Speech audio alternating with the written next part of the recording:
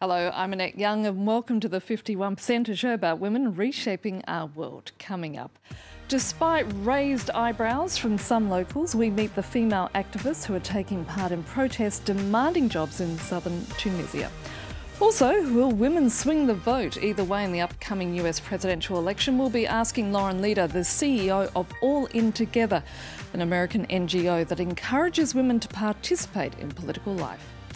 And up until July 1965, a married Frenchwoman was not allowed to open a bank account without her husband's permission. We'll be taking a look back at how radical it was then to think that women should be able to control their own finances.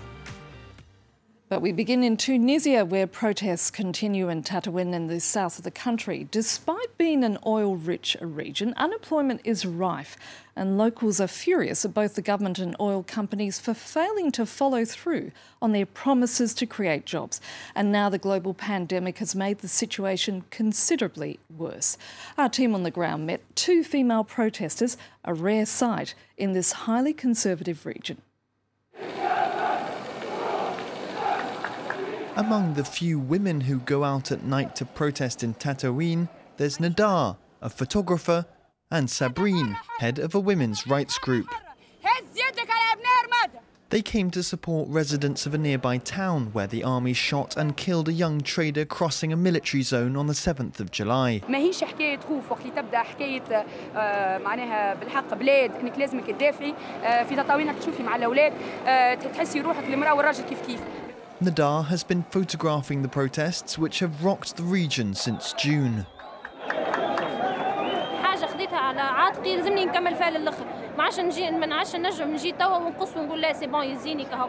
In a region where unemployment is about 30%, these two women are trying to change things. Sabrine's charity helps women who are victims of economic duress, for example by hiring single women to make face masks. إنه اليوم كي نعاونوا النساء اللي تسلط عليهم العنف ولا النساء اللي لقاو رواحهم في الجائحة هذية من غير مورد رزق وما عندهمش آليات للتوقي منه. Young people from the Camel movement have been protesting for weeks. They're demanding the government carry out the terms of a 2017 agreement, signed after demonstrators blocked the Camel oil and gas pumps 100 kilometres from Tataouine. The deal promised jobs and €25 million invested annually in a development fund. But 3 years later, fewer than half of the promises have been met. Young people are demanding immediate solutions amid a continuing economic crisis. The first day of the sit-in, Nadar and Sabrine came to support it. ماذا بين المرأة تكون في الدار معزة مكرمة اللي بتجي مرحبا به ما نقولوش لا. الله يلعن معناها جبور احنا ماناش جبور. احنا رانا نفهم ونعطوا حرية المرأة ونعطوها كل شيء حقها معناها ما عندناش احنا مخاخنا مسكرة ولا حاجة. Nadar hopes she will encourage other women to assert their place. هاو يقولك لا مش مهزك انت الصحراء هانا الرجال هما مستانسين احنا الراجل تو يجيب لنا حقنا الراجل تو يجيب لنا حقنا مثالش احنا توا اليوم انا وصابرين غدوه انا وصابرين وشكون. Many women are helping the movement with logistics, food or moral support. For now, the situation remains precarious in Tataouine. With America facing its worst recession since the Second World War and thousands of lives having been lost thanks to COVID-19, anger towards Donald Trump among female voters is beginning to be felt. Polls revealed the rebellion by college-educated women against the president in 2018, which gave the Democrats control of the lower house in the midterms, is widening. It's now registering even more deeply among non-college educated and older women. Joining me now from New York is Lauren Leader, the co-founder and CEO of All In Together, a non-partisan American NGO that encourages all women to participate in political life. Lauren, thank you for your time.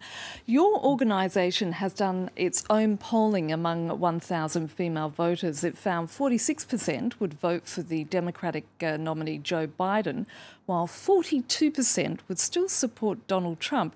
But more interestingly, that 12% remain undecided, a key figure. Tell me a bit more about what you discovered. Well, you mentioned the national polls that are showing very significant leads for Joe Biden against the president. But what we saw was actually a slightly more subtle picture. And, this does take us back to some degree to 2016, where we also saw really dramatic numbers showing Hillary Clinton significantly in the lead. What that underestimated was the importance of swing voters, particularly in the swing states, and in this case, swing voting women. We identified a group of women really across the country, but heavily in the Midwest and in the swing voting areas of the country, who value security above all else. We're calling them the Guardian women. But they are true swing voters. They've voted Democrat and Republican in more or less equal numbers, have gone back and forth. And I think the picture is not quite as clear for them. There's no question that college-educated white women and certainly Black women are overwhelmingly leaning towards Joe Biden. But the question is, among the non-college educated white women who were a significant force in the 2016 election, swinging the election for Donald Trump, where they are now. And I think the picture is less clear. Just how worried are the Republicans? Well, they should be more worried than they seem to be. I mean, this trend has been happening for a while, but the fact that this is now also moving into the non-college educated white women, a group of people who have been solidly, on the Republican, sort of in their bench, it's extremely concerning for them. Women are the majority of the electorate. They're more likely to turn out at the polls than any other voters, and they're more likely to see their votes as critical to the future of the country. But as you've said before, there's no such thing as a uniform women's vote, is there? So how do you think these two parties are going to seek to target these undecided female voters? We hear from moderate women in the middle over and over again, is that this is about the president, that he has set the tone, a negative tone, that really repels many of them, particularly moderate women and the suburban women, as we talked about before. The divisive rhetoric of the president has really pushed women away. They want to see leadership that is inclusive, that brings people together, that's addressing the very real health and welfare challenges that women are facing, and they are not seeing that. And the world, of course, is watching to see who is going to be nominated as Joe Biden's vice presidential candidate. Is it likely to be a woman and/or a woman of colour? It will be a woman, and I think most betting people have their money on a woman of color. And, look, there's a lot of reasons for that. First of all, there's an extraordinary group of incredibly qualified, talented Black women and women of color in American politics, any one of whom are eminently qualified to be the vice president's running mate in this race. The second reason, of course, is that Black women have been the stalwart of the Democratic Party. They turn out, they're more likely to register to vote and more likely to turn out than any other group. They really handed this nomination to Joe Biden. There's a sense that he owes it to them, but also more importantly, given the critical centrality of race and policing and criminal justice in this current year, in this moment, it seems like an imperative to him to demonstrate his commitment to those issues by choosing a Black woman. There's no question that it's going to be a historic choice. And I think a lot of people are looking with a lot of enthusiasm. And as I say, the field is wide. There are many qualified women to choose from. Finally, Lauren, the management of the pandemic is obviously going to be a major factor in this election, and women have suffered the brunt of job losses in America. They also make up the bulk of healthcare workers. So will they be the ones at the end of the day who are going to swing the vote? Well, I think so. They have been in every election in the United States since 1980. But I think in this election, it's particularly key. Look, the big X factor for the United States is the question of, polling accessibility.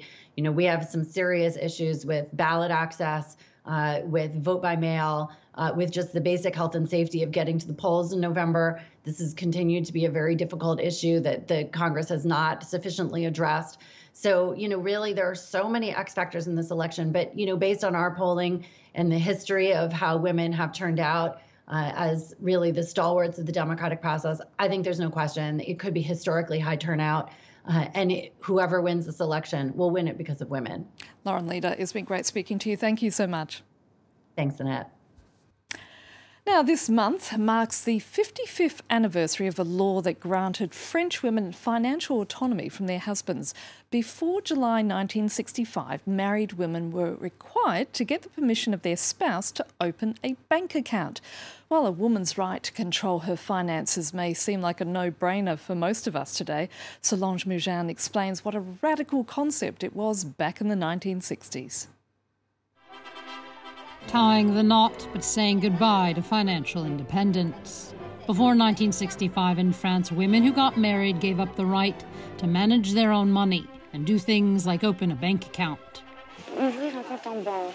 Que faut-il que je fasse? Bien, madame, il faudrait que vous nous présentiez une carte d'identité et une autorisation maritale. Single women and widows were exempt. But in the spring of 1965, even if gender equality laws were on the brink of changing, views on the streets were still quite different. Est-ce que vous souffrez d'être sous la dépendance de votre mari? Non, pas du tout. Pas du tout. Oh, mon mari est très gentil avec moi, il me laisse toute liberté, il a très confiance en moi. Some men weren't quite so sure about gender equality. Il vous paraît souhaitable qu'une femme ait plus de liberté vis-à-vis de son mari? Ah ben oui, tant qu'on n'est pas marié, oui. Ah, parce que vous n'êtes pas marié? Non, non, non. Et quand vous serez marié? Alors là, j'envisagerais le contraire. Hein? On July 13th, 1965, the Pompidou Government enacted a law. It allowed married women the right to work and to control their money without having to get permission from their husbands. It scrapped parts of the Napoleonic codes of the 1800s. These were major steps, ones that in the UK, for example, wouldn't occur for another decade. But equal parental authority was not included. Men were still considered, and perhaps still are in some families, as the head of the household. Men haven't really changed what they do within the household. Women still largely take care of the education of children and their elderly relatives. We won't reach professional equality as long as we don't have that equality within families. The gender pay gap was also a fight of the 1960s, and it continues, a sign there's still a long way to go. And that's it for this edition. You can also connect with us via our Facebook page, that of course being France24.51%, or do send us a tweet at _51%. So until our next show, bye for now.